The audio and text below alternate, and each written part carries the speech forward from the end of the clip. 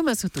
C'est une guerre de l'ombre qui se déroule en ce moment entre les États-Unis et la Russie. Bonjour Nicolas Barré. Bonjour Thomas. Une guerre secrète qui a pour théâtre les marchés financiers, là où les États-Unis règnent en maître. Et d'ailleurs, Vladimir Poutine vient de s'en apercevoir. Oui, et il vient de subir une énorme humiliation internationale, même si ça ne fait pas vraiment les gros titres. Vous savez que la Russie a besoin d'énormément d'argent, elle manque de devises, la chute du pétrole la prive de revenus. Bref, Moscou est exsangue. Et donc l'État russe a tenté ces tout derniers jours, pour la première fois depuis 3 ans, d'emprunter de l'argent sur les marchés internationaux. Alors, l'État a contacté les plus grandes banques occidentales parce que ce sont elles qui contrôlent l'accès à ce marché des capitaux.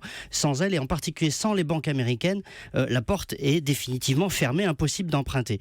Or, les unes après les autres, ces grandes banques ont dit non aux émissaires de Vladimir Poutine. Et c'est là qu'on voit et que vous voyez la main de la Maison-Blanche. Eh bien, il n'a pas tort, Poutine, parce qu'il a suffi de quelques coups de fil du Trésor américain aux grandes banques de Wall Street comme Citigroup ou Goldman Sachs pour qu'elles refusent de prêter à l'État russe.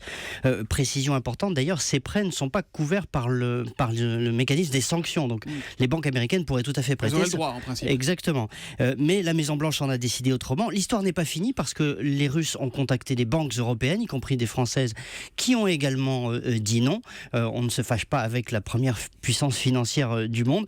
Et donc les Russes se sont tournés vers les Chinois, mais les banques chinoises ont beaucoup moins d'accès au marché international des capitaux, ce qui rend l'opération russe beaucoup plus hasardeuse. En clair, ce que vous nous dites ce matin, c'est que Washington peut décider du sort financier d'un État. Exactement, ça montre bien que en fait, la confrontation entre les grandes puissances, elle ne se joue pas seulement sur le terrain militaire, elle se joue sur d'autres terrains, elle se joue sur Internet, elle se joue sur les marchés financiers, deux terrains d'ailleurs sur lesquels les États-Unis règnent en maître, ce sont vraiment la puissance dominante.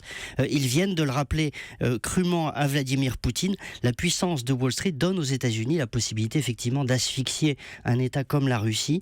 Wall Street, combien de divisions, je dirais? Eh bien, assurément, un grand nombre. Le champ de bataille des marchés financiers, celui qui fait sans doute le plus de mal à la Russie aujourd'hui.